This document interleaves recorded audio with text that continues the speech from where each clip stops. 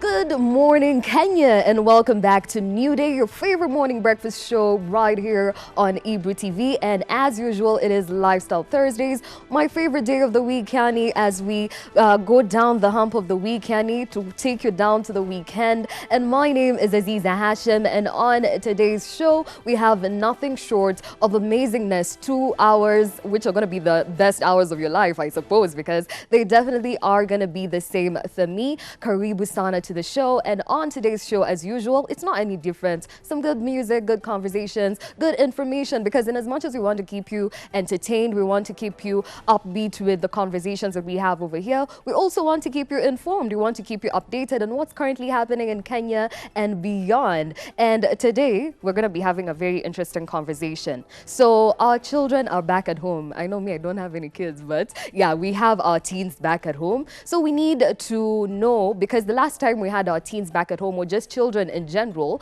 a lot had happened. There were a lot of complaints. There were a lot of shifts in behaviors. And by the time the whole 10-month holiday was ending and the kids were going back to school, it was so different. Teachers were saying that, you know what, the kids that we're receiving back in school are not the same kids that we let out 10 months ago. And that was because of the coronavirus pandemic. And now it is back. The third wave is just taking over, and kids are back at home. So how can we do things differently?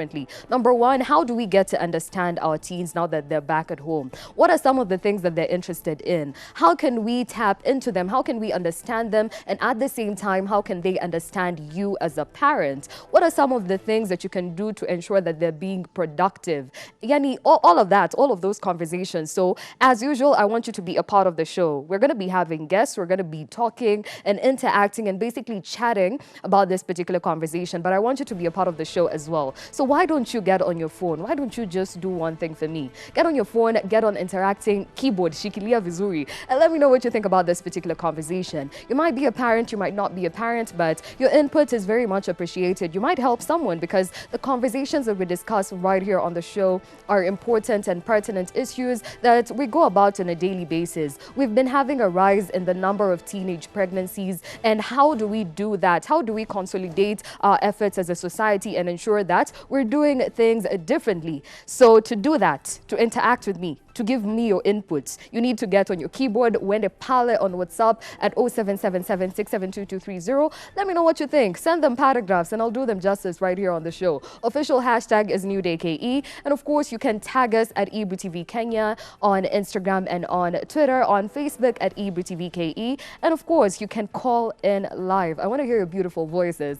0115885797 is the number. So why don't you get on interacting? Why don't you be a part of the conversation? All that information will be at the bottom part of your screen. But right about now, we need to look at the local dailies. We need to know what is currently happening in Kenya and beyond, as I told you earlier. So let's get straight into it. Starting with the People Daily.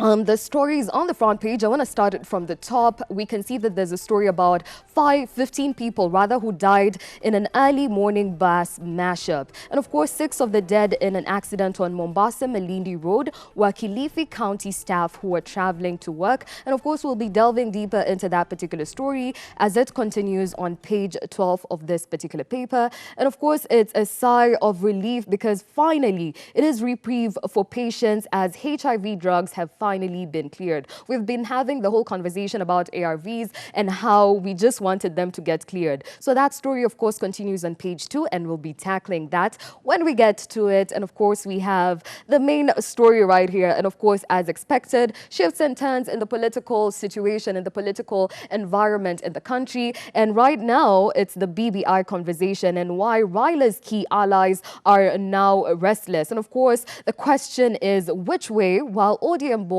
has expressed confidence in the handshake deal with President Kenyatta, a section of party leaders are piling pressure on him to chart a new political path. And these particular leaders are the likes of Wycliffe Oparanya, who says, and I quote, "The year 2022 is just around the corner." And not far as some of these youthful leaders in our party would like to imagine. So according to Wycliffe Oparanya, the clock is ticking and 2022 is just around the corner. So a lot needs to be done in as far as consolidating their backyards and trying to rally support behind their leaders.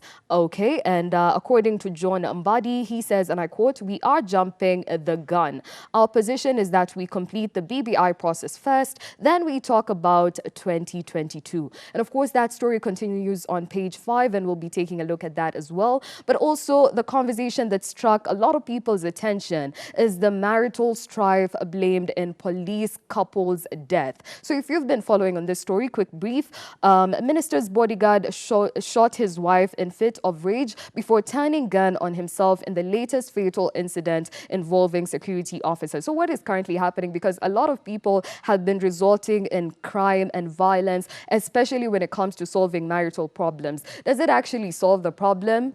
I don't know. That story continues on page 4, and we'll of course be taking a look at that. But moving on swiftly, the whole story about the ARVs, it is relief for patients as state revolves a row over ARVs. And of course, Health Cabinet Secretary Mutahi Kagwe has assured patients that they will receive drugs for short periods until the supply is restored. And of course, Kenyans living with HIV and AIDS heaved a sigh of relief after the national government yesterday resolved the stalemate surrounding antiretroviral drugs distribution, which had left the country staring at a crisis. And Health Cabinet Secretary Mutahi Kagwe said the stalemate has been resolved and the essential drugs are now cleared for distribution, even as he assured that patients will receive enough supplies for short periods at a time till regular supply is restored. So quick read on that. Approximately 1.5 million Kenyans are living with HIV and AIDS, with women registering a high number of infections compared to men.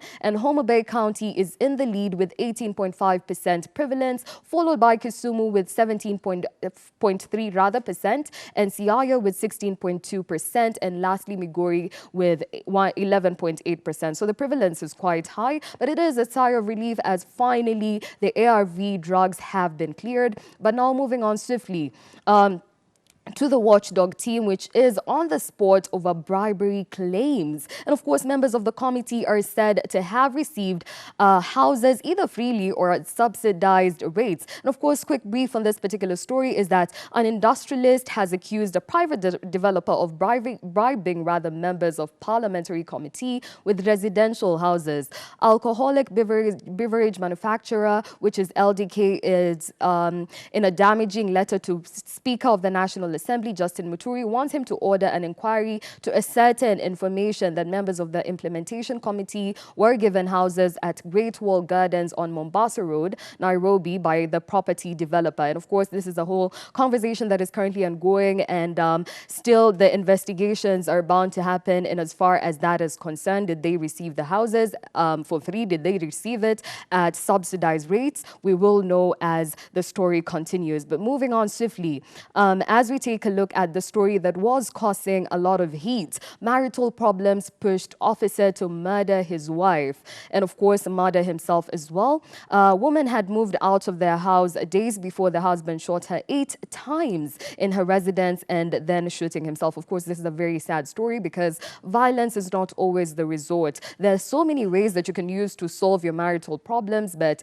killing yourself and killing your spouse is not always the solution, because after that, then what? On Tuesday evening, Interior Cabinet Secretary Fred Matiang'i's bodyguard, that is Constable Hudson Wakise, left Harambe House for his Ruaraka residence armed with a pistol and 30 rounds of ammunition. And of course, quick brief on that story. Around the same time, his wife, Constable Pauline Wakasa, left Kimani Police Station, where she is attached to the traffic department. She'd been offered a lift together with her other colleagues by a senior colleague. And of course, during the 14-kilometer journey, she never uttered a word, something her colleagues obviously described as usual. So these are basically the events that led to her death and the domestic dispute. And of course, taking a look at the trauma, experts say that stress can lead to health problems, work and family conflict, increased absenteeism, decline in performance, poor decision-making, ability, misconduct, policy violations, and increased tension between officers and community members. So of course, that story has been ongoing, and as far as our bulletins are concerned, for a comprehensive review on that particular story, and we'll of course be giving you a more comprehensive review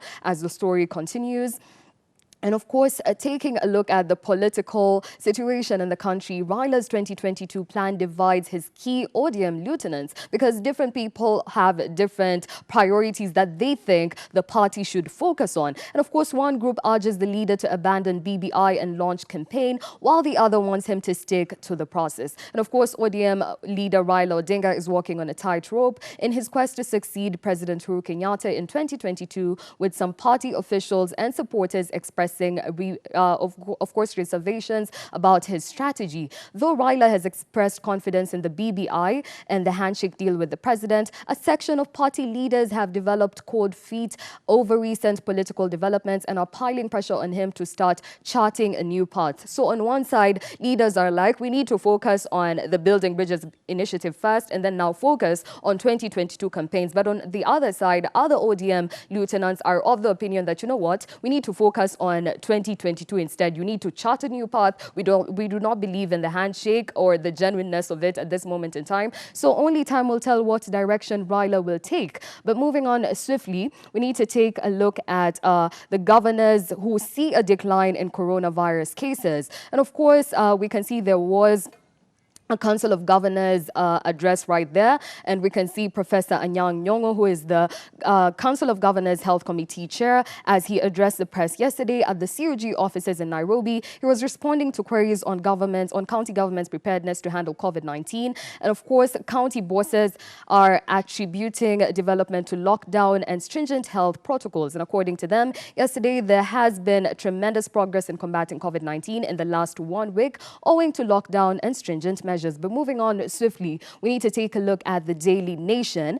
And the top story right there reads, Power Women Driving Politics. And of course, playing integral roles, some publicly and others behind the scenes. A growing number of influential women are expected to shape the 2022 succession. And of course, politicians like Governors Charity Ngilu and Anne Waiguru and NARC Kenya Party leader Martha Karua regularly participate in strategy meetings as political alliances begin to take shape ahead of the next year's election. And of course, that story continues on page 4, which is basically a breakdown of different women playing political roles and how they're influencing the 2022 politics. And of course, we have Charity Ngilu right there, who is the Kitui governor, as she participates in alliance talks. We have Anne Waiguru, governor of Kirinyaga County. We have Mama Ngina Kenyatta, who's reported to have President Kenyatta's ear because she influences rather a lot of the decisions that the president makes, being the president's mother. And of course, Margaret Kenyatta, the first lady, has won the hearts of many with her campaign.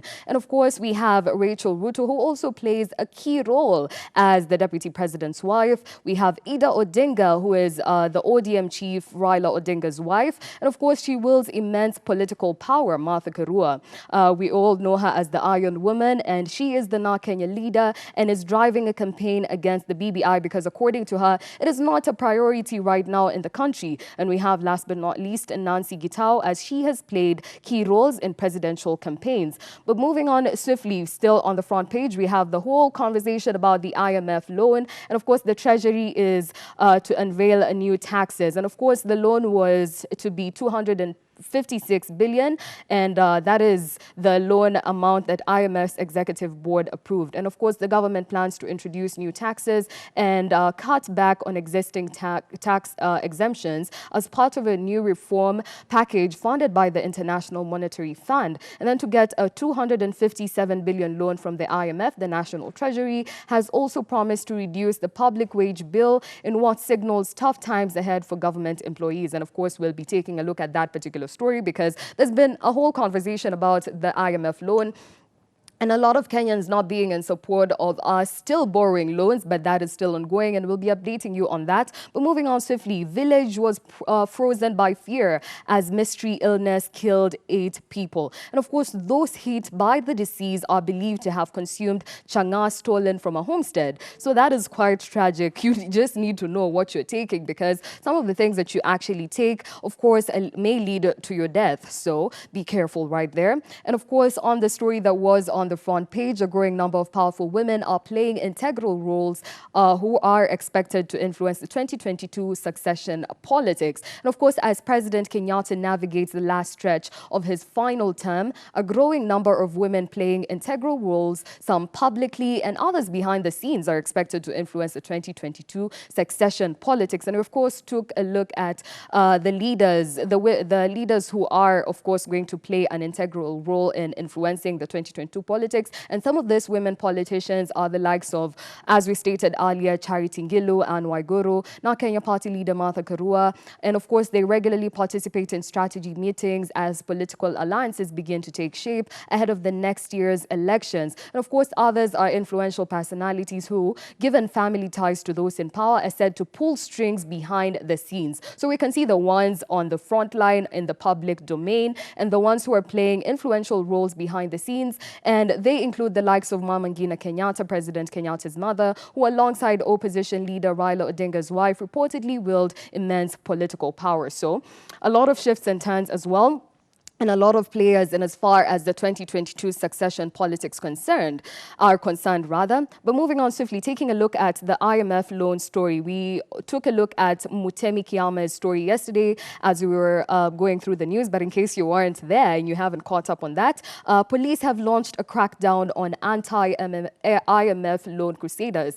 And the person in the picture right now is Mutemi Kiama, and he was of course at the Milimani Law Courts yesterday as he faced charges of basically circulating a picture that was basically stating that the president, anybody who sees the president's picture should not loan the president or even the deputy president any loans, because as far as he was concerned, they are not representing what Kenyans actually want. But on that particular story, the government has launched a crackdown on activists questioning International Monetary Fund, that's IMF loans, and protesting the recent COVID-19 restrictions. And of course, police link activists to the online petition Stop Loaning Kenya. That hashtag was trending for the better part of the week, and of course which urges the IMF not to release the 257 billion to Kenya, and the one demanding the lifting of the measures aimed at containing the pandemic, that is unlock our country. If you've been following up on Twitter in particular, those particular hashtags were trending.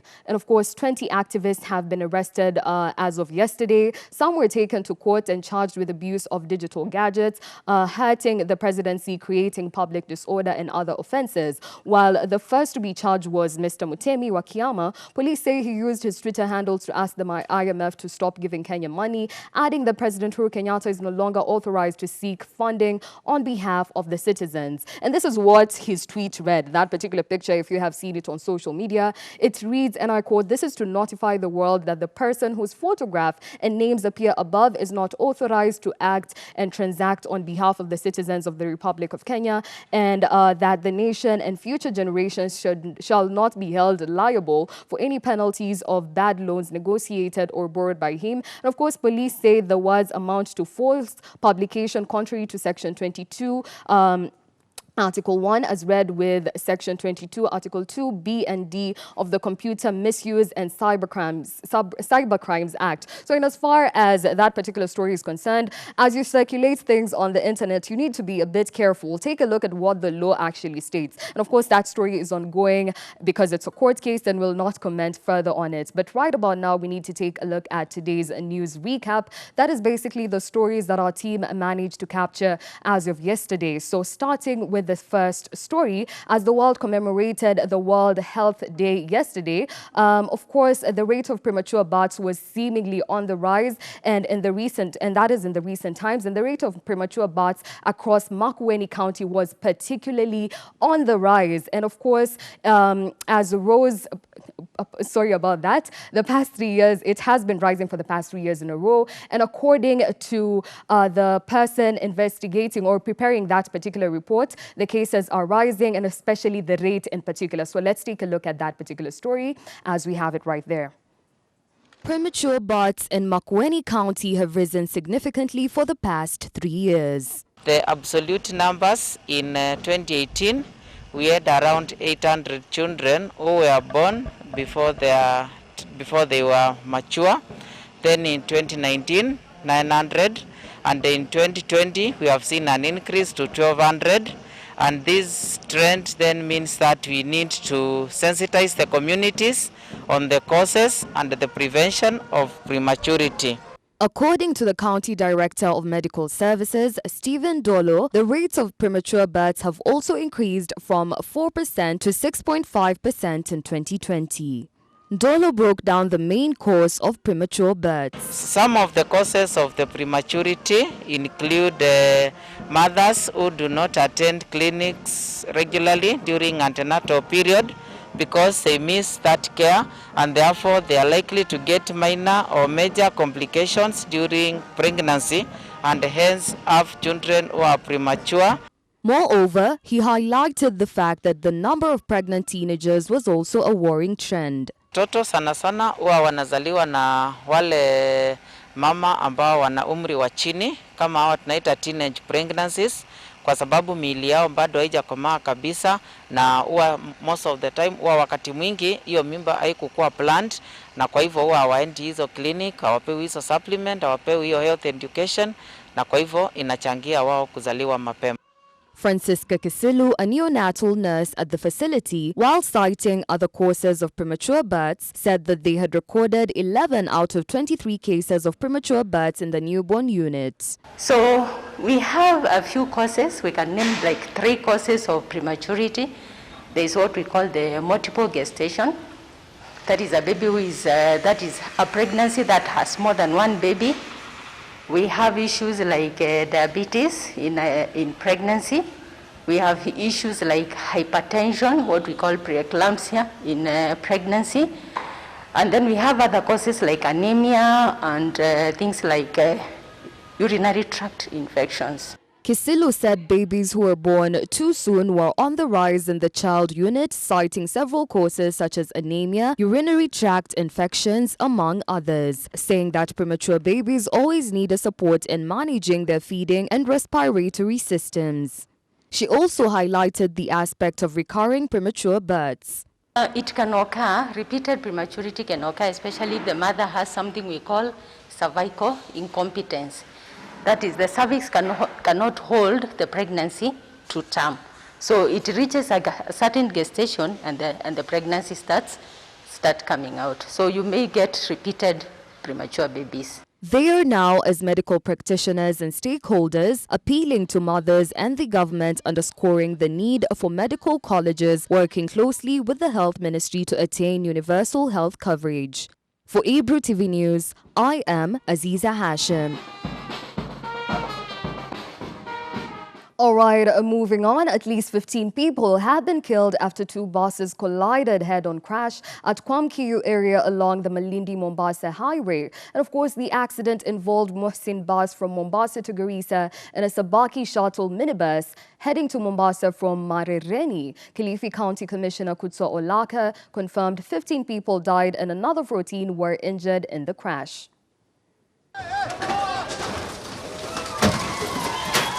The accident, which involved a Garissa-bound Muhsin bus and Sabaki shuttle minibus, occurred at around 7 a.m. at Kwamkikuyu stage in Kizingo area. According to those who witnessed the accident, the driver of the Garissa-bound bus was overtaking before he lost control and hit the oncoming Sabaki shuttle minibus. Tumepoteza watu 15. Watu 14 on the spot hapa, na wa 15 aliaga wakati wa kufikisha hospitali huko. Kuna wengi ambao wamepelekwa hospitali mbalimbali, sehemu ya Malindi na sehemu ya Kilifi. Hatujui idadi ya hao ni wangapi, lakini tutaenda tufanye hesabu na tujue hao ni watu wangapi. Kilifi County Commissioner Kutso Olaka confirmed that 15 people had lost their lives. Several people were also critically injured and rushed to the nearby Kilifi Sub-County Hospital and Malindi Tawfik Hospital. Chenye tunaweza kuuliza tu ni kwamba wale wanaendesha magari wao waangalifu. Kama wangekuwa waangalifu hatungekuwa na hii ajali ya leo. Lakini kando na hiyo, wakati tunakuwa na mambo ya ajali kama leo, kuna wale ambao wanakuja kusaidia. Lakini shida ni kwamba wananchi ambao hawana kazi hapa wanakuja kuzuia wale ambao wanajaribu kuokoa maisha ya wengine. The minibus is said to have been carrying some Kilifi County government officials. Kilifi Governor Amason Kingi, in a statement, said he was greatly saddened by the loss of the lives of a number of travelers in the accident involving the two buses. Na tunalaumu construction wa hii gari. Mtengenezaji wa hii barabara ndiye tunalaumu. Sababu ingekuwa si kuchimba hii barabara na iache hivi, hii ajali ingetokea na watu wengi hatungepoteza watu wengi vile tumepoteza watu wengi. Kwa hivyo watu wengi tumepoteza hapa, tumepoteza kwa sababu ya utengenezaji mbaya wa barabara, hii barabara ya Malindi Mombasa. Manake huyu constructor ameichimba na akaiacha hivyo kwa kipindi kirefu sana. Na ndio maana kumetokezea ajali kubwa kama hii. All right, elsewhere in Kisumu County, 2 people died on the spot, with two nursing serious injuries after a truck veered off the Kachok flyover at Nairobi Road in Kisumu. The truck ferrying sugarcane is alleged to have lost control before landing on 2 salon cars that were at a car wash next to the road, as Milia Kisenya reports. 2 people have died at a notorious accident spot in Yamasaria, Kisumu County, after a truck that was heavily loaded with sugarcane veered off the Kachok flyover and landed on 2 saloon cars that were at a car wash next to the road. According to eyewitnesses, the truck that was ferrying sugarcane lost control with a bogie carrying the can, dropping fast before the cabin that had 2 people on board. The truck fell on 2 saloon cars that were at a car wash next to the road, killing 2 occupants of the lorry on the spot. We believe the driver did not manage to control because of probably the weight of the trailer and the load, and eventually it veered over and fell over the road flyover. And the occupants who were inside that cabin of the trailer, one of them passed and died instantly. 2 others, whom we believe were in the cabin as well, are in critical conditions after receiving serious bodily injuries. And we pray that they will recover out of that accident injury. The residents have now called on the Kenya National Highway Authority to consider expanding the flyover, as the narrow road is prone to accidents. The 2 bodies have been taken to Jaramogi Oginga Odinga morgue. Milia Kisenya for Ebro TV. And of course, now moving on, 2 children, a 4-year-old and 3-year-old, are said to have died at a house inferno in Gakuyu village of Kahumbuini ward in Kigumo constituency of Murang'a County. The kids had reportedly been left alone in the house when they allegedly took a matchbox to light the gas, and hell broke loose while fire engulfed the house, killing the children. The owner of the house, Mercy Wamboy, said she had left the children to go shopping and was called on her way only to find the house on fire. Nothing was rescued during the incident, as residents later learned the kids were in the house when the fire had engulfed the whole house. Hii ni boma yangu ilichomeka. Nilienda kwa duka kununua chakula. Nikifika huko nikapigiwa simu, nikaambiwa boma yangu ilipata moto. Nilikuja na nikapata watu huku walikuwa wanasaidia kusima moto, lakini kulikuwa na watoto 2 nyumba. Mmoja alipelekwa hosi, hakufika hosi. Huyo mwingine alichomeka, akakufa huko. Sasa sisi maombi yetu tunaomba kama mnaweza kutusaidia, mtusaidie. Mimi ni mwenye hii boma. Huyo kijana alikufa, baba yake anaweza niita soso. Hatukujua juu ni watoto walikuwa tu kwa nyumba. Chanzo cha moto hatukujua ilitoka wapi, juu ni watoto walikuwa tu wanakaa kwa nyumba. Mwenye alichomekewa kwa nyumba ni neighbor yangu. Alikuwa ameenda kwa duka kununua chakula cha jioni, hata hakufika kwa duka. Moto ilianza, hata hatukujua je moto ilianza. Nikampigia, hata mimi mwenyewe ndiye nimpigia simu nikamwambia rudi haraka kwake kuna kuchomeka. Kufika akapata watu wakijaribu kwa hayo moto. Hata mtoto wangu pia alikuwa hapa, ni dakika tu, hata dakika moja tu, nikakuja nikamchukua nimpe uji kumaliza, hata hajamaliza uji ndio nikasikia sauti, kuna moto, kuna moto. Kaponea chupuchupu, kamshukuru Mungu na kamwambia Mungu ni asante. Familia hii walikuwa wamepata mazito. Juni mwezi mmoja tu ulipita tangu wazike mtoto wao. Naomba wasaidie na chochote walichonacho ili waweze kujisimamia tena kama hapo mbeleni. Naonya wazazi wasikue wanapatia watoto wao kazi ya kupika kwa nyumba, kwa sababu wakati unaambia mtoto wako na ni mdogo wa miaka 5, miaka 6, miaka 10, chukua hiyo kiberiti, washe hiyo gas, uchemshe maji ya ugali ama uweke boga ama chakula moto ili watu wapashe chakula moto ili watu wakule, hiyo ni tabia baya, kwa sababu vyenye mtoto anafanya ukiwa kwa nyumba, hata wakati utatoka kwa nyumba atafanya vile vile.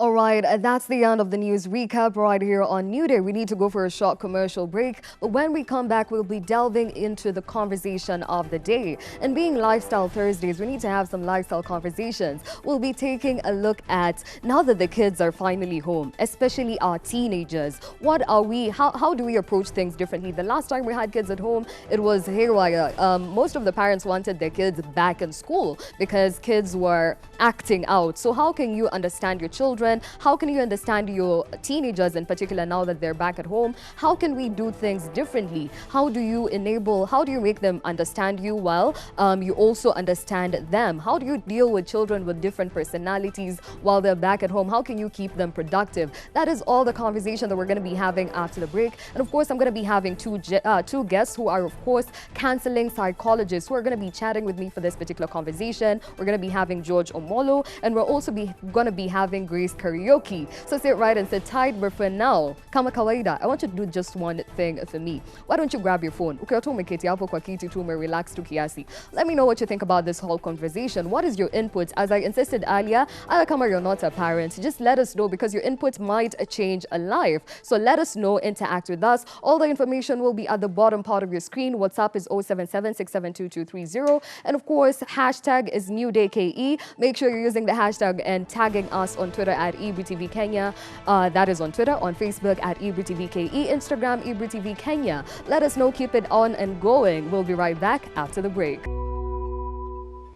All right, welcome back to the show. In case you're just joining in, this is New Day, and of course, we are live on EBTV Kenya. And of course, it is Thursday, so you already know it's Lifestyle Thursdays. We tackle lifestyle conversations, and as much as we want to give you as much entertainment as possible, and as much as we want to keep you informed, we need to discuss important and pertinent issues that are facing us on a daily basis, things that you go about and maybe don't know how to handle. And this particular show is not any different, because now that our kids are back at home, when I'm saying our kids, I'm just saying kids were societies, because I know I don't have kids yet, but I am a bit closer to teenagehood. Yeah, so as a teenager, how do you deal with your own teenager at home? I know a lot of parents usually hear that conversation of, oh, guy, this teenager's guy, ananisumbua akili. Oh, how do I deal with this? And especially at a time where they're back at home and we don't know for how long they'll be back at home, how do we do things differently? The last time it was haywire. We had a lot of complaints. We had a lot of parents saying that, you know what, they just better just go back to school, because at this moment in time, we just can't handle it.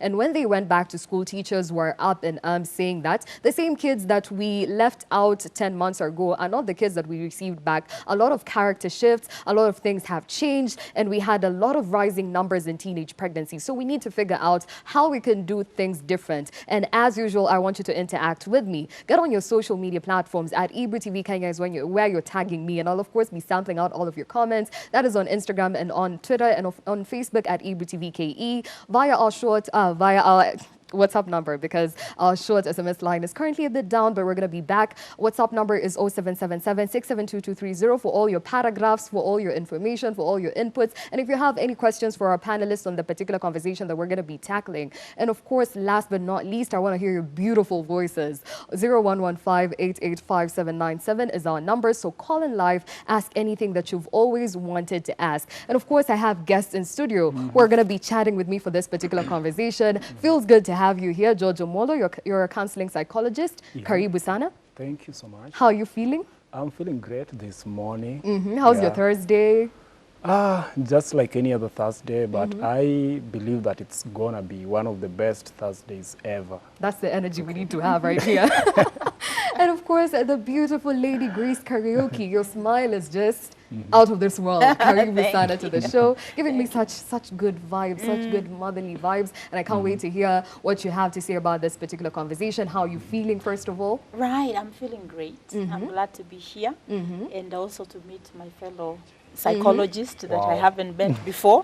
So it's always good to network and to know who is in the same field like you are. But I'm really happy that we're having this conversation. It needs to be heard because we don't want to keep doing the same thing we do. We complain and yet we feel like once we complain like we have fixed anything. So we hope that during this session we can give people some solutions and some pointers towards making sure that our kids are well taken care of. Yes. And now that kids are finally back at home, but particularly teenagers, because that's what we're tackling today. Everyone wants to have a peaceful, fruitful time with their teenagers, but you find the level of thinking, your teenagers are now thinking differently than you're used to. And you are also thinking differently. There are things that you need them to do. So what are some of the things, now that teenagers are at home, that they can do while at home? Right. I think I will start with saying we need to understand their developmental stage. Now, a lot of times the fights between teenagers and their parents have something to do with their time and also their sexuality and their friends. So we are looking at when they were 8 and 9 and 10, they were sweet. Whatever you say, Mom, I'm here. What can I do? And then suddenly, don't bother me. This is my room, you know, my privacy, my phone, and my friends. And so we need as parents to also understand that they are in a different developmental stage. Understand that. And on that there's usually this thing that you always hear, especially from parents, that siku hizi umebadilika, umekuwa mbaya. So is it necessarily that kids have now become bad, wamekuwa tu wabaya, or it's just a stage in life? It's a stage in life. I hear this statement from parents a lot. My goodness, when did they grow up? Hello, they have grown. And so it's important for us to accept our reality, that our children have grown. Being a teenager means I'm moving from childhood and I'm beginning my journey towards independence and adulthood. So some of the things that the parents are experiencing, they are called growing pains. And so we as parents need also to move with their developmental stage. So we are not expecting them to be what they were 2 or 3 years ago. And then this is the other thing. If we haven't prepared them for teenagehood, we cannot expect them to be what we want them to be, and we didn't give them the tools. So those are two things that we need to understand as parents. And there's one thing that she's raised, which is now preparation, how you prepare your children for this particular stage that everybody always dreads. So what are some of the preparations that maybe a parent may ask, sasa natayarishaje? How do I prepare myself for this child who's now shifting and embracing this new journey of their lives? Okay, basically something that a parent needs to learn and needs to know so well is that, you see, children are learning from, we call it mentorship and role modeling. This kid will always learn from your behaviors at home and how you respond to issues that are within the home environment. So sometimes you might feel like this kid, being that is getting into another stage in life, some kids might feel that you are rushing their developmental processes, as she had said earlier. But then one thing that needs to come out clearly is this.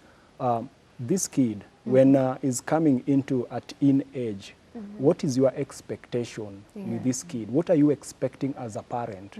Sometimes you need to work with the kind of the expectations that, that even the kid is having. You might be having a different expectations towards your kid, and the kid might be having a different expectation from yours. And so that brings conflict, all in all. But now the question that you'll ask yourself is my kid ready to get into the teenage period? And if this kid is not ready, then be ready for the conflicts within the family. So as a parent, maybe you might ask yourself, are you ready to go through the conflict processes with this kid within that family?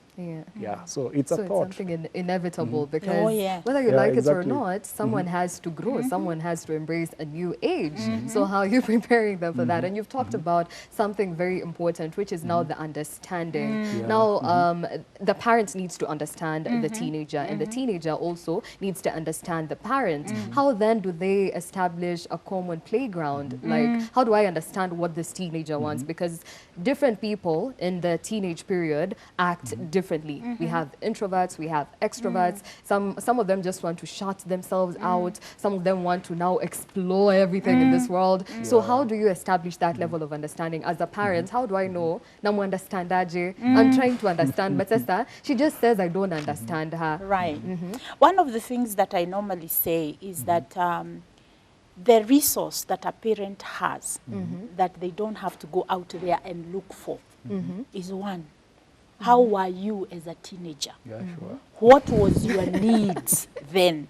A lot of us as parents, we want to pretend to our children, my parents never, I was perfect. But really, when you think about it, you had your own challenge with your parents.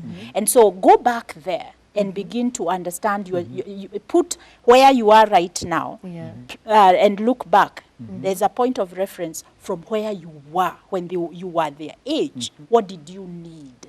So start there as a parent, because as a parent you need to equip yourself, first of all mentally, that you have a belief that I am the best parent for this child, because you are. There is nobody else who can be the best parent for that child. It's you. So you as the parent start off by saying, do I understand the process my child is going through? Now, you may have 2 or 3 teenagers in your home, whether this is the teenager you are dealing with is your first teenager or the second or the third. The thing is, every child, like you have said, they are unique in their own way. So you have the introvert, the child who is quiet. They don't want to be bombarded with too many questions. So you've got to learn, how do I walk with this child? An introverted child will need more for you to be patient with them, because they are not forthcoming with information. So you might want to do an activity with them, and you are not paying attention to them directly, and you are paying attention to the activity, and the conversation naturally takes shape. So you, as a parent, you have to be very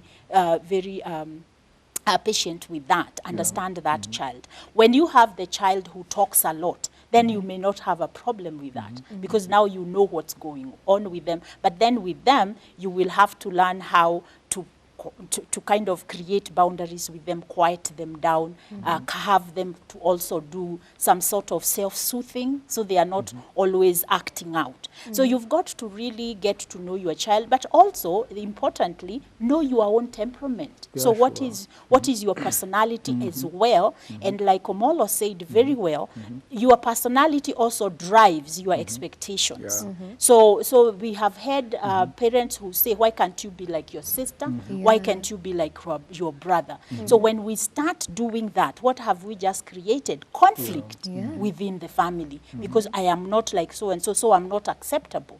And so your child begins to put on the persona of defense.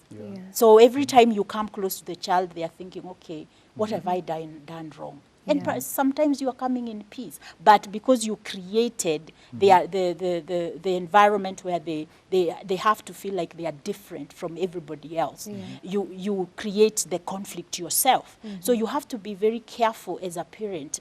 Do some parental coaching for yourself. Deal with the issues that you have.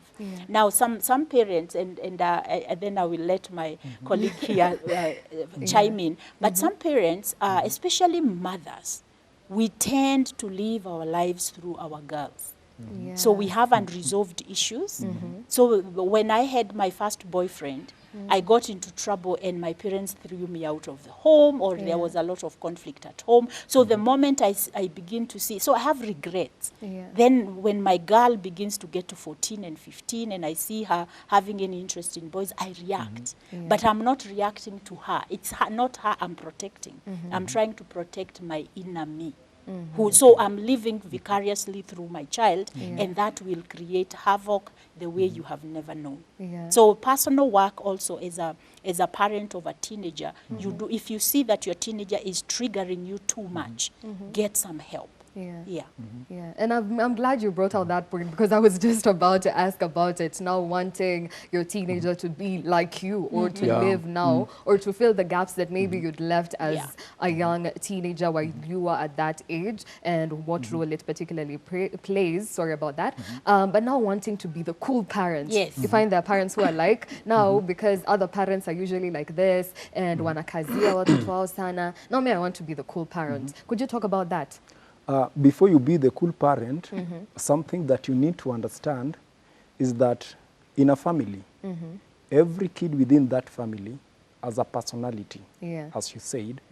There's this one that is an introvert. There is another one that is an extrovert.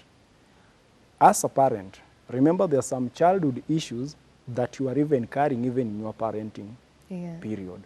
But then, at some point you want to measure up the things that you went through, and you would wish your kid to be part of the success that you went through.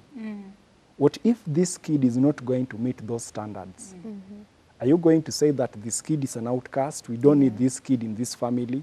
Or maybe this kid has gotten some behaviors from other people elsewhere? Are we going to say it is because of the environment that is influencing a behavior in this place? Then there are dynamics that we need to understand as a parent. As a kid is growing up, as this teen is reaching into the age that already he is in, there are expectations that are already set there. There are some that have been learnt in school, and they want to see these things being practiced where? At home. There are some that have been learnt in the neighborhood, but they want to see these things being enforced where? In their home environment.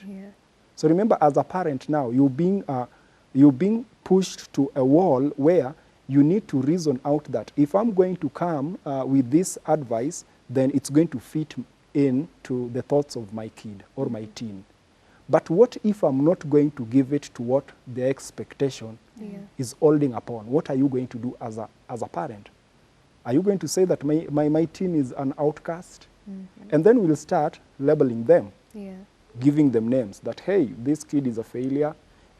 I want this individual to be like the grandfather. When I was a kid, I would behave like this and this and this. I would top up some subjects in school. All our parents were always number one. What if this teen is going to sneak into some of your documents and find some of the report cards that you said you are performing so high in chemistry? Unfortunately, you are comfortably getting like 0.2 out of 30 in cards, and in this house, you are this individual that you are best in that class. What is this kid going to pick from you? One, I'm having a mom who is wise in her foolishness, but they will not say it. But they will not say it openly. And you see what? It will justify their behaviors and their character at that point. And so you'll not have a voice to control. Absolutely. So remember, the expectations that you are having for your teen, even during this holiday, already they had like some formed opinions. And a question that now every parent is asking. Last year, it was almost the same when they came back from school and they had like a prolonged holiday and nobody knew when they were going back to school. And now the same thing is almost happening. So the question is, why are we having these kids at home? You're going to work, they're commanding whoever is remaining in this house as the nanny. And so they'll be making their rules and everything to suit their behaviors at home. So what is your expectation as a parent? And what is the best thing that you're going to do to these individuals that, quotes in quotes, will say that this is a tough-headed kid, this is a smart kid, this is a kid that I'm making her or him to be like I was in my teenagehood. Yeah. I hope we are clear. We are very clear. So as a parent, you need to ask yourself, where is my exact role Yeah. in the life of this kid? Yeah. Because by the end of the day, you're going to miss it all. Then you'll start blaming the neighborhood. Yeah.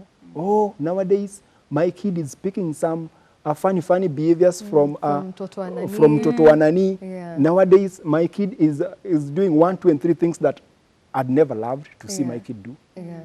It's because of you. I am calling it's a parenting style. So what kind of parenting style are you bringing in that family? What is this kid learning? What is this teen learning in that way of your parenting skills? Because in the near future, like 10 years time, then it's going to be a parent. But again, they're going to carry everything that they learned from you.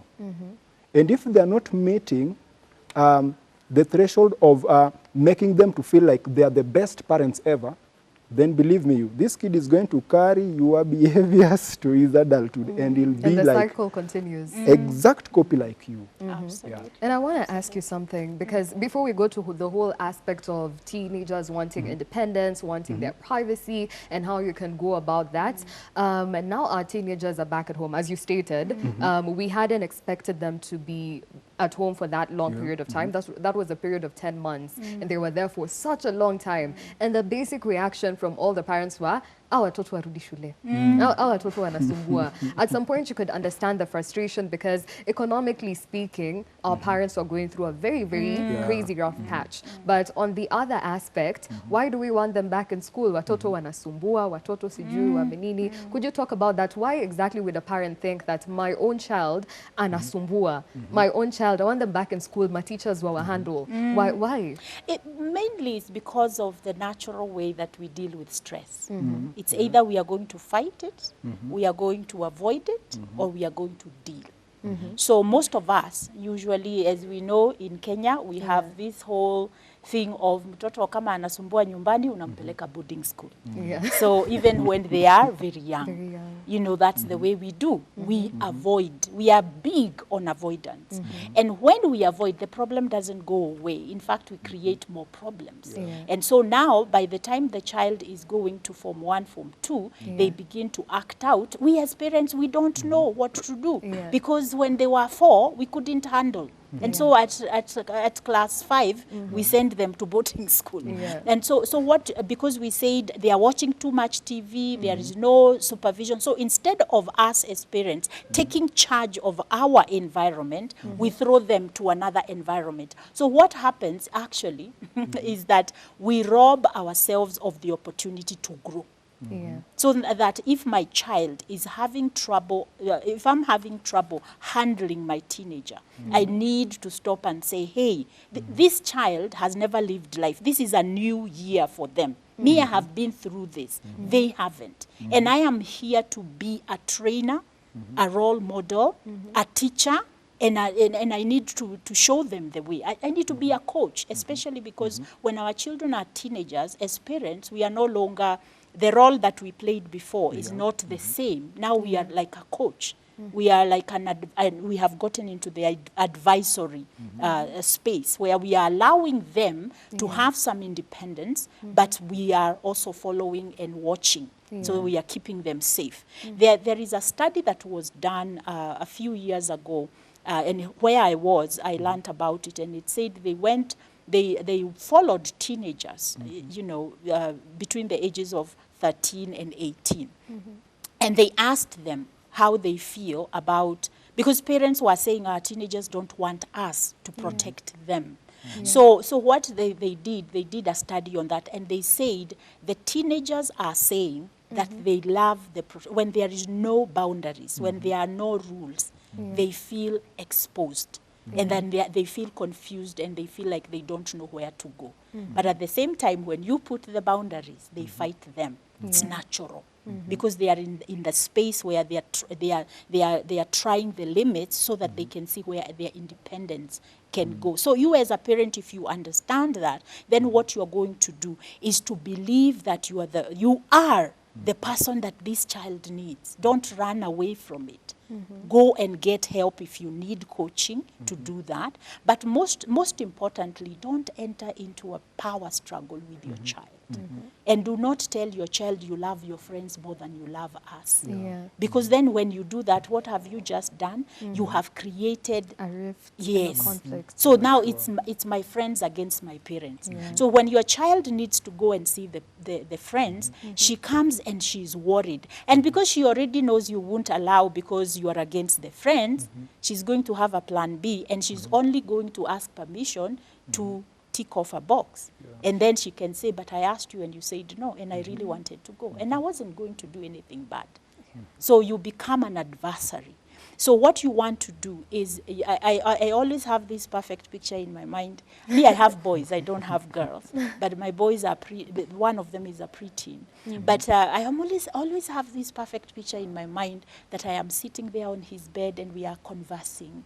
And I am able to tell him, so tell me about Johnny. Johnny, the one I don't like. And Johnny, the one who I think is influencing my boy the wrong way. And so I sit there and tell me about Johnny. What do you like about Johnny? And I surprise the child because all along I have been saying, I don't like Johnny. Johnny is not a good friend for you. And I give the lecture about how to choose friends. Inaingilia hapa, inatokea hapa, the behavior continues. But if I can bring myself into their space, and for once I listen to them and allow them to tell me about Johnny and about Judy and about whoever else I'm against, then I will understand their world. You said, how do we create that atmosphere where we have dialogue? Not me telling, but us talking. And then once I have listened to my child, I earn the right now to tell them what I think. They will hear me better. That's when my daughter will not tell me, Mom, you don't get me.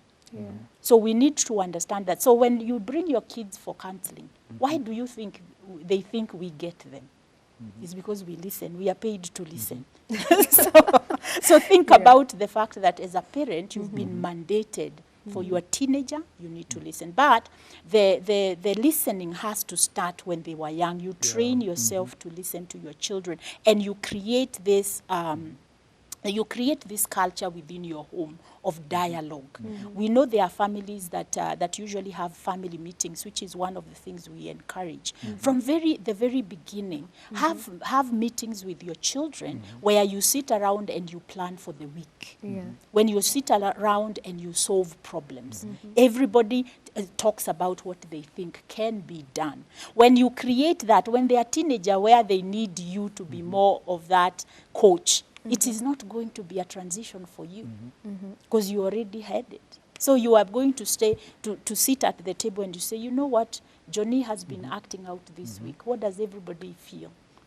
And we all talk.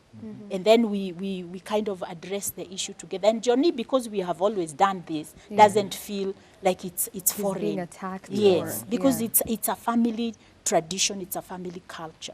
So if there is anything we can help our Kenyan families to do today is to begin the culture that is different from the way we were raised. It is the parent who has the voice and the child has no voice. So, Mommy, why should I do that? Because I said so. But Mommy, why? Because I'm your mother. But Mommy, utanyamaza. And that is a real fact in some of the houses that we have right now. And at a time where teenagers are growing up differently. At a time where you as a parent, you're not the #1 source of information for your child. They have exposure to every single place in this world, from their friends to adults elsewhere to people they open up to on the internet. There's the whole aspect of the internet in general, from Facebook to Instagram. And all our teenagers right now are on social media platforms and they can engage and interact with everyone. All our teenagers are receiving a lot of information that they will never tell you about. And teenagers these days are very, very smart because I'm a bit closer to my teenage years and I can tell you that it's it's the truth. Yes, So at a it time is. where your teenagers are overexposed, and now there's the whole aspect of I want to give them their privacy, Yeah. I want to give them their independence, but at the same time, I want to carry out my duty as a parent, which is now to protect them. Yes. So how do I navigate through this whole headache? Because parents are always like, Yani, raising a teenager at this point in time. And I remember by that, I didn't tell you about the friend that I usually talk to every single day today. That friend told me by that raising a teenager is the hardest thing that you can do during this time. Yeah. So that being the issue, how can you navigate now around this thing? Starting with George. One thing I need to bring back before we navigate all these issues. A child, I learned that needs to be loved, cared for, protected, and developed. So when you're giving this child these 4 things, then you'll be at a good end of seeing the good fruits. Yeah. That this is a teen that I loved when he or she was a kid. I protected when was a kid. I developed when this individual was a kid. And so when you're being presented with the challenges already, the teen understands and knows so well that what's happening right now, it's this. My parents can understand me from where I am. And the parents can understand the teen, where they are. And this helps to overcome the conflicts that come about. Yeah. Because you see, teen wants to come up with their rules in the house. But now the question is, can we just have a sitting with them and tell them, okay, this is the thing. So these are the rules that you want. Okay, let's write them down. Yeah. Then ask yourself, so what's my role as the parent in the house? Remember, it's your house, and by the end of the day, you're the one who is paying bills and everything. Because this teen, first you have to understand, under 18 years, and according to laws of Kenya, this is still a kid, a child that needs your protection, right? So make them understand that, okay, these are the rules that you are coming with in this house. But then, as the parent, go with them through the list that they've written and start canceling things out. Okay, if this is the number 1 thing, you'll be getting back in this house at, let's say, around 6 p.m. or maybe 5 p.m. And if you're not comfortable as a parent, maybe you may need to ask another question. What if you get back in this house by 4 p.m.? Will it harm you? Just try and cancel the things in his list that are not applicable. All the things that you're feeling. But how do you do that without necessarily just affirming your power? Like, you know, me I've said that is not acceptable, that is not applicable, but you find that that's the quickest way to get a teenager now to drift away from you, because I've tried to express my views. Yeah, sure. I've tried to show you that this is what I'd like, but now you're just shutting me down. Like, this is not applicable, cross it. This is cross it. Sasa hizi ndo tunabakia nazo, because now this is my house. How do you now navigate around that to establish Generally, that? you won't cross it like that, but make them to feel that, okay, this thing is not applicable. Let it come from, not from you as the parent, let it come from the teen. Yeah, by making them understand the by pros making and them cons. understand everything, that this, okay, it is good for you, but let's look at it again. How does it look like? And then let them cross them themselves, so that by the end of the day, they'll be understanding you so well. Yeah. But remember again, there are languages that are coming up, the Sheng thing. So I'm trying to imagine within this house, you're having like 3 or 2 teens. These people are speaking a foreign language that you can never understand at whatever cost. So now you need to ask yourself, okay, so you'll hear them make some big and ambiguous words, and maybe they're asking you for something, but then you don't understand what they're asking you for. But try to make it more simpler that, okay, you see, in my age, I cannot understand what you're saying. But then have this conducive dialogue. Make them be the part of the decisions that are being made in the house, so that they don't be rebellious.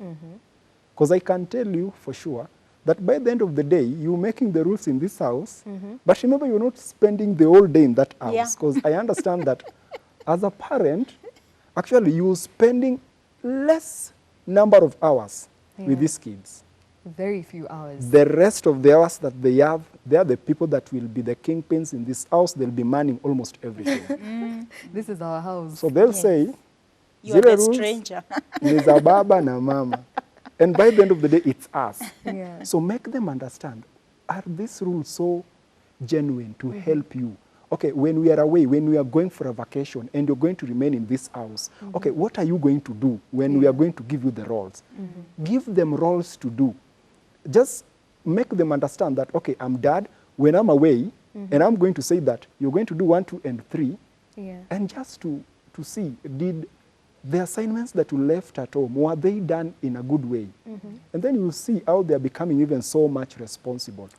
You'll be able to navigate 1, 2, and 3, the negatives that you might not have seen coming up, but then giving them different roles, then you'll come to realize that, okay, so my kid now can be a responsible adult. Is and I graduating think that's a very important into, issue because once a teenager just wants power, so once you give them that aspect of I trust you with this, it might actually help them. Right, because one of the other things that Omolo is alluding to is for parents to do something different. Exactly. Start with their world. Because we always start with our own. So I'm the one who's bringing the rules. And as you state that, because I wanted, as you finished, to give you a very important, to like put you up to a certain test. Because at a time where maybe me as a kid, I'd want my parents to know me like vile ananijua, because more often than not, teenagers say that, you know, how nijui, like you don't know me. I'm not the same 8-year-old that used to wash dishes from morning till evening. Right now, I'm interested in other things. And I want you to understand what I'm interested in. You find there's a lot of aspect of social media. So does it play a good role when parents are part of social media platforms? Like my mom is on Snapchat, my mom is on Instagram, and they actually see what I do. Inasaidia ama wakae tu away from the social media platforms. Now it depends on you as the parent, how you handle the freedom that the child gives you into their lives. Now, if I come to my mom and my child comes to me, let me put it that way, and my child comes to me and tells me, Mom, I would like you to see what's going on my Instagram. And then I come and I go, Guy, wow, got it. And you know, my child goes into, oh my goodness, my mother cannot handle my Instagram. You see? So immediately what you have done, you have again created a rift between you and your child. Please, parents, especially mothers, calm down. Remember, even if you didn't have Instagram during your time, remember how there were some things you used to do you cannot even tell your mother because you know she's going to go bonkers. Remember, you used to have those moments. So that now, when you are demanding to be in the private life of your child, act, you know, what do I say? Behave yourself. You know, behave yourself. You know, so that your child can feel you can handle it and you can deal with it. Don't be all over the place. You will start calling your sisters. You will not believe what your niece has done. You need to talk to her. You are, what have you just done? And you find nowadays a lot of teenagers, what they do, once I see you reacting to certain posts, what you do, because technology allows it, you find they will restrict certain information. I know my mom doesn't want to see me at this place. Make sure nimemute nikipost hiyo, and then saa ile nimepost nikienda kanisani, nikienda hapa, I will now let her see that. But what challenge does it pose when now your child has to sieve certain information so that you don't see, because they're going to they know you're going to react in a certain way? Yeah, because now they take away the power. You are the one who has created that. They take away your ability to guide them. Your intentions are good, but then your reactions are all over the place. You're not a safe person for the child. Yeah. So what you want to do is to create, from the very beginning, create and allow your children to trust you. Because the way you deal with the information they expose you to, you show them that you are mature enough to handle it. And they know mom is firm and mom loves us. A lot of the kids that I work with, they will tell me, they will say, oh, I know my parents love me. I have no doubt about that. However, the way they handle me, they can't handle my life. So that's why teenagers are telling us we don't understand them. So if I can just encourage parents, get to know the world of your child.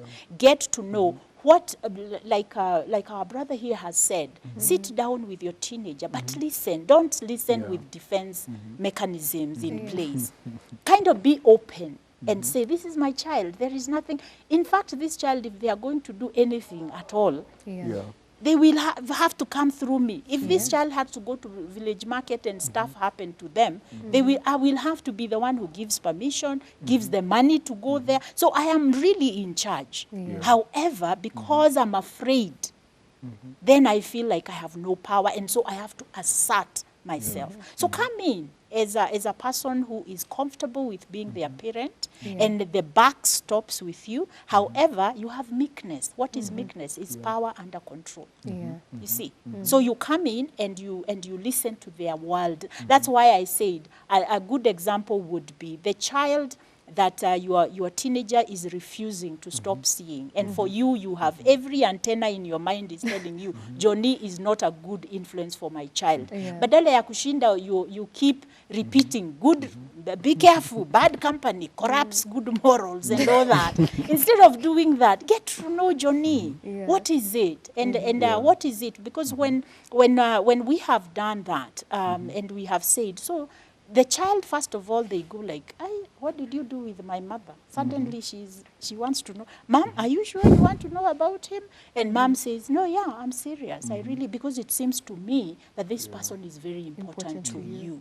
So what am I saying? I'm giving value to my child. And if I give them value, then they will also give me value in their lives. And so what are we saying? We are saying, even as we give our children these cell phones and we give them the freedom to be on social media, we need to communicate to them is that you need, every choice that you make on social media has a consequence. And so you need to be careful when you do that. So if I am watching your social media, the way that I react to the things that you post, I need to come with decorum.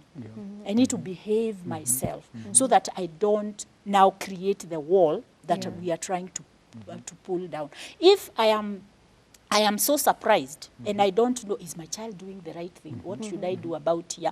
Call Grace, call me, and let's process. Don't call your sisters.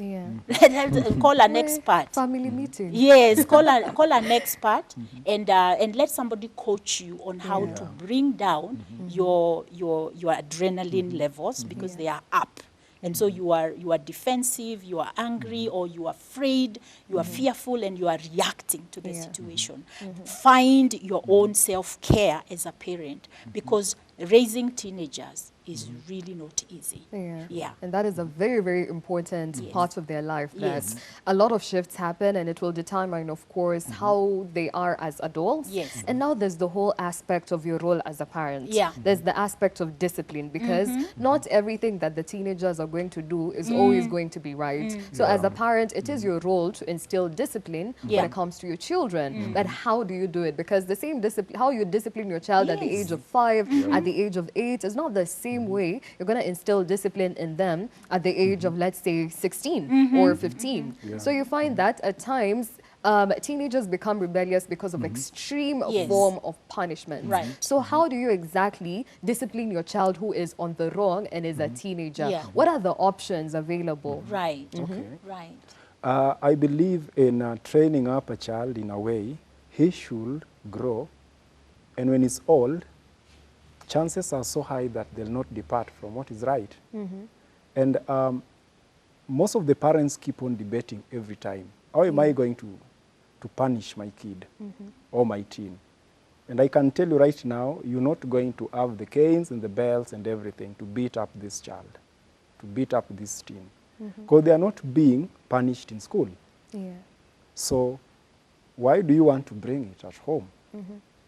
Sometimes it's more about, can we sit and talk over it? But then do you know, there are kids whom you will sit, talk with them, they'll go back and do the same thing Yeah. over and over and over and over. Do you know what? To irritate you as a parent. Yeah. And they'll only wish to know, how is she going to respond on a situation like this? Yeah. And one of the best ways that I would advise a parent, it's not about having this teen being beaten almost every time. Yeah. Because remember, they are going to come up with some behavioral issues, and you see, with time, they'll come up with some defenses. They'll come to learn that if I'm going to do this, my mom, my dad will beat me up. And you see what? They'll come to understand that being beaten up, it's okay. And they'll normalize with that situation, that condition of being beaten up. And once a teen normalizes with a situation like that, then the next thing, they're going to come up with some disruptive behaviors. Is going to start stealing things from you in the house, because now is going beyond control. Yeah. Atanichapa tu alafu itaisha. Atanichapa tu itaisha. And once you're done with that, is going to get into the neighborhood. Yeah. And he'll be doing the same things. Yeah. And by the time you'll be realizing this thing, you'll be seeing your child akichomo pale kwa television, as you see, whatever it's going on. Yeah. I believe in this principle. Every teen, Yeah. they understand their parents. Of course. They can tell when you are low, they can tell when you are in your good moods. Yeah. And you see, when you are in your bad mood, they'll just walk away and go. And you'll never know what they are going through. Exactly. And so you'll need to have like a sitting conversation. Okay, can you remember the list that we did make before? Okay, let's go back to that list. Okay, what you've done here, these were the rules that you're the person who did them in this house, and you've gone against them. So what are we going to do? Involve them in What the whole are we going aspect to do? of the Involve punishment them. you're That's going to the make. thing. I'm sorry to cut you short there. We're going to come back with the whole conversation, and I'd also like your input on this particular conversation, because it's very, very important, and it's where a lot of it's where you lose your kids, because now they start drifting away from you. And to be a part of the conversation, kama kawaida, please make sure that you're interacting. I want to hear my phone buzzing. Sawa sawa. So please make sure that you're sending in your views, sending in your comments at Ebru TV Kenya, Instagram and Twitter, Ebru TV KE on Facebook, hashtag NewDayKE 0777-672230. And right about now, Yani, my director has told me the most amazing thing in this world. You all know your girl loves some music. So we're going to be listening to some Sauti Soul, My Everything. Wow. So let the music. All right, welcome back to the show. I hope you did enjoy the music. Yani, today, my producer and director decided that they're going to do the thing, and I appreciate you. Sending kisses to you pale from your gallery. But anyway, in case you're just joining in, karibu sana. And in case you were still a part of the show, welcome back again. Kama ulikuwa na join in, let me give you a quick brief of what we were talking about before we went for the break. We're talking about teenagers, and especially at a time that they're back at home. How do we do things differently? How do we understand them? How do we make them understand us as parents? Najua mnaona kitu kiasi, but yeah, how do we understand them? How do we get to let them understand us? How do we go around every single thing? How do we discipline them? And how do we do it differently? Because now they're teenagers. You can't instill the same kind of discipline that you used to do when they were like 5 or 8 or anything. So all of that conversation. And as usual, I want you to be a part of the show. We're here in studio, but back at home, we want to hear your views as well. Get on your keyboard, get on interacting. And I'm going to be sampling out a few comments first of all, before we delve into the conversation any further. So, kama haujatuma yako, now is your time to shine. Make sure that you're sending it in. Hashtag NewDayKE is our official hashtag on this show, at Ebru TV Kenya on Instagram and on Twitter.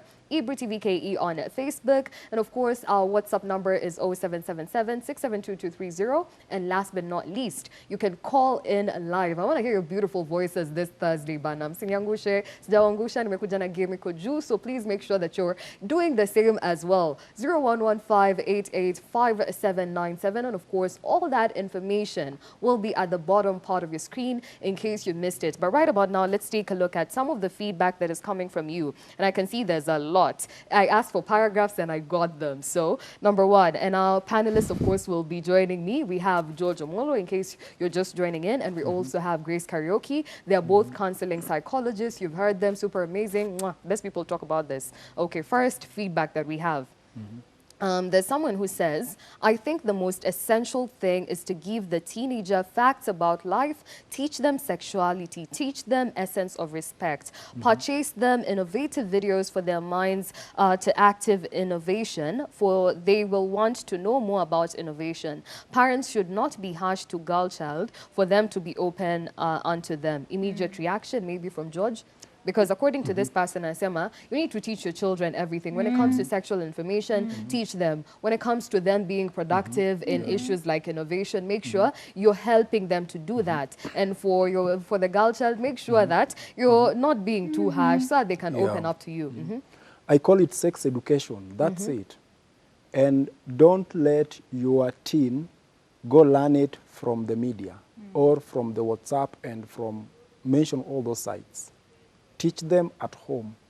Tell them the signs that when you are in this period of development, there are signs, things that will be seen, physical things in the body. Yeah. Make them understand that if you're going to indulge in this behavior, then the outcome will be like this. Yeah.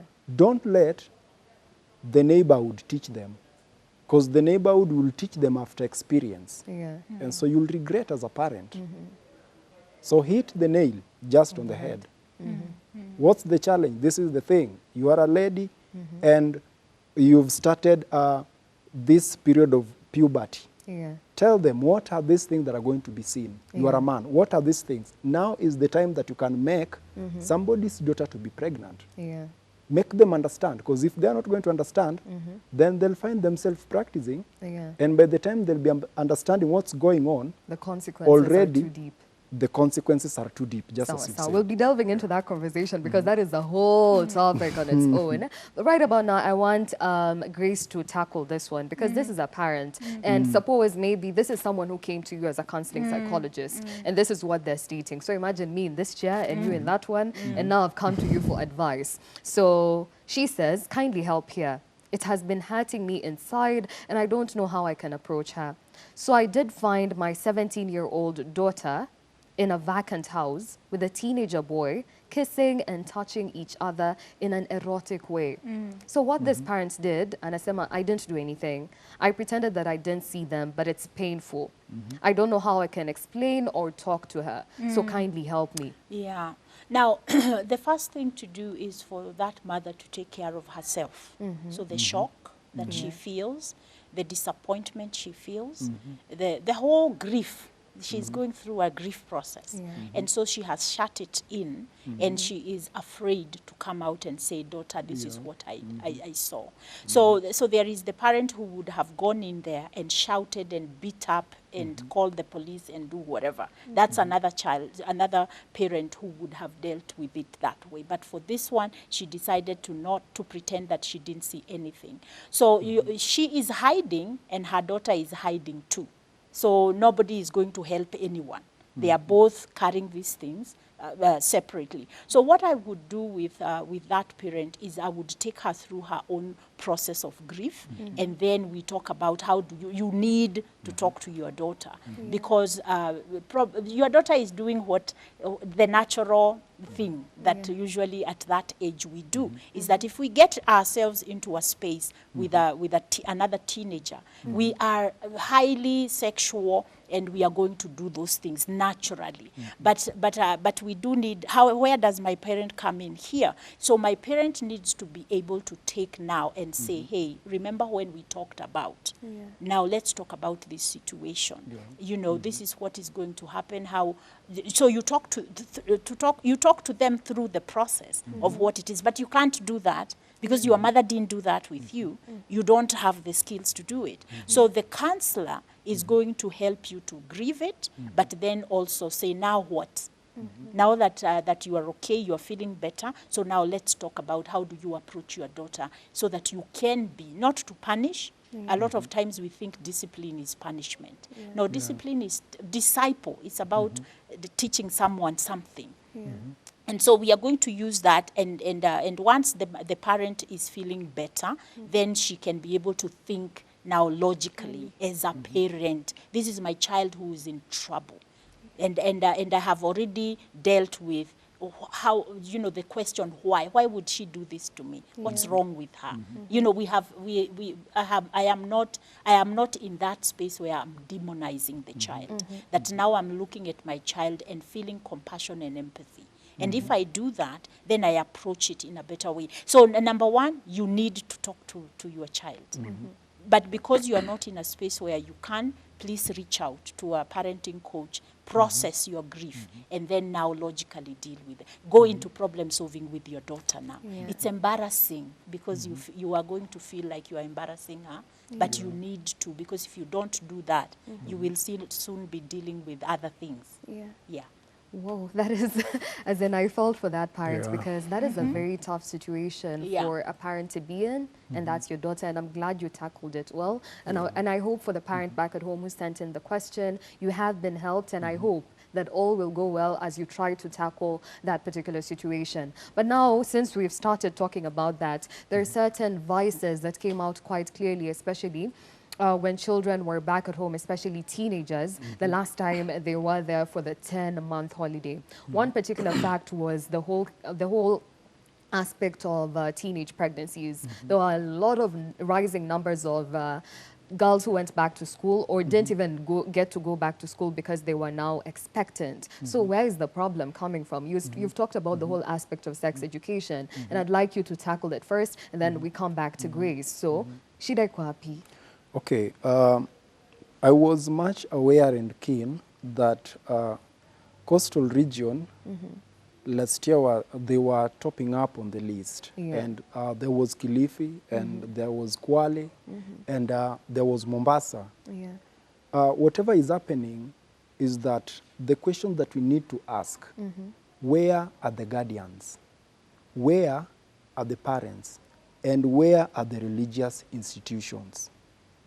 It might not sound like so clear to other people to understand, but remember, these are the people that the teens are looking after for role modeling and for conditioning by the end of the day. So the period was so long. We had like 10 months. And this was a period whereby even parents felt like, why can't we just get them back to school? The ones that are in boarding school, they'll be safe from corona and everything. And even some went to an extent and they started complaining. But you see what? When people were locked down, there are some works that were not locked down. And kids kept on moving up and about within their estates. And I will give a good example from other regions like the coast region. You'll realize that the level of poverty again is so high, and by the end of the day, the parents are straining on their end. And kids are in the house, and they need what? They need food. So what is the teen going to do? By the end of the day, there are some that are going to sell themselves, so that by the end of the day, they're going to feed their family. Because somebody is promising them that when you're going to come to my place, you're just going to come, you clean my house, you'll mop my house and put everything in order. And what is it that is going to come next? Going to sleep with that person, and they'll be giving them like good tokens. They'll be saying that, okay, if you're going to sleep with me, then I'm going to give you like 1,000 bob. It's too much as compared to just washing some dishes there and you being given 100 shillings and going back home. And you see, there are parents who will even go to an extent of not knowing what's going on, but they'll keep on encouraging. My daughter, just go do that thing, just go do 1, 2, and 3. Yeah. So they become so much exposed and they become so much vulnerable that it's about them selling themselves to do all these things. Apart from that, remember they are being exposed to some uncensored clips. They are going to get themselves like watching like pornography. And you see what? You cannot control what they're watching when you are away. Yeah. And what are they going to do? They are going to practice what they've been seeing. And by the end of the day, you'll come to realize that there is a group of teens that are going to come up in one, let me call it a WhatsApp group. And they'll start moving some charts. And there is a way they'll start pairing up themselves. And by the time as a parent, you'll be coming to realize that I've been going to work and my kid does not spend like, okay, my kid will take like 30 minutes in the house once I'm gone, and then they'll just walk away and go. And what is it that they're going to do? They'll be practicing all these things. Sometimes there are some that are going to be to indulge themselves into drinking and mention. When you're drinking and you find yourself in a state where you cannot even reason out, what are these individuals going to do? They'll be practicing. Like, let's do 1, 2, and 3. And by the end of the day, remember churches were locked, mosques were locked, and there is no place they will go. And even, let's call them like the local clubs. Nobody will reach out to those places for mentorship, for role modeling. But then they'll sit and ask themselves, remember now, there is nobody to look after us. Our parents are gone. They are nowhere to be seen. Religious institutions are nowhere to be seen. And school is nowhere to be seen. So it's up to us to make our own decisions. And how are they going to make their own decisions? By indulging into this behaviors that, remember, it's not that they're learning them in a different place. They're learning them from our homes. Yeah, and you've brought out a very, very important aspect that is actually reality. We saw stories of teenagers being part of WhatsApp groups and they actually disappeared, and the next time they were found, they were dragged somewhere and actually taken advantage of, which is quite sad. And I want you, Grace, to help me tackle this. Now, these are parents where you've given your children the phone, because at this moment in time, most kids have mobile phones and they're teenagers. And if you don't give them the mobile phones, they think that, my parent doesn't care about me and stuff like that. But in this mobile phones, they have access to people and WhatsApp groups where there's a lot of influence. And out of that influence, they tell themselves, okay, twendeni he place. And when they go there, they don't let you know about it. So this whole aspect, what do parents need to do? Because that's a very, very sad situation that you'd never wish a parent to go through, seeing your child dragged somewhere and you couldn't do anything about it. Absolutely. I think we go back again to the roots. We go back to what you have already done by the time your child is getting to teenagehood. If you have given them the opportunity to learn what is right and what is wrong, then when they are teenagers, they can hear it in the back of your mind. Now I'm going back to my own teenagehood, and I'm trying to remember how it used to feel like when you're not in the situation, you know what to do. So if I am not in the situation where we are having booze, we are drinking, or we are having sexual stuff that is happening, I know as a teenager that that's not right. I won't do it. But when I'm in this space, when I am in that space and I am confronted with that, I am not grown up enough as a child to be able to make the right choice. I have to be very strong in my conviction that this is wrong, and that the situation has to be right. I'm not vulnerable. Then I can run. But otherwise, because of peer pressure, what will my friends think of me? But I brought myself here, and I'm depending on my friends to give me a ride back home. So this child, even though they want to do the right thing, they feel vulnerable. They can't do that. So eventually, I am going to give in to fit in and to get myself back home safely. You see? So there are things that our children are going to experience that we have no control over as parents, and our kids have no control over as parents. If anything like that happens, me as a parent, I need to stop thinking that my child did this intentionally, deliberately. I need to think about when I was a kid, I was their age, and the vulnerable spaces I found myself that I did not intend. I was looking for fun. Me, I know, I remember my own stuff. Me, I was looking for fun. I was not looking for us to start kissing and hugging and holding and drinking some stuff. I just wanted to go to the club, that's all, and just dance see and experience new feel good, things. and then go back home. Yeah. But then here I find myself, I'm in a situation where there are other factors that are causing me to be here. So that's why I'm saying, if your child gets into that situation, deal with your own self first, so that you can reduce the reactivity, so that it doesn't repeat itself again. Okay. You can catch it now before it gets worse. Yeah. Now, and then this is the other thing I want our parents to understand.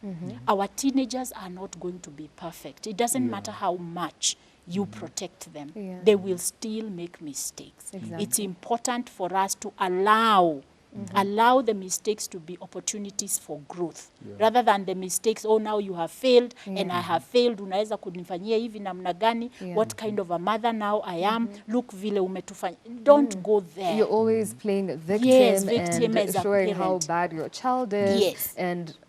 And I believe you've said it all, Yes. how we can do it differently, because we don't have so much time on our side. I'd like to ask you a question from one of our viewers who's watching back at home, and then we'll come back to you on now the summary of how we can make our kids then productive back at home in very few briefs and tips that parents can use. But now to George, I want to ask you this question that has been sent right here.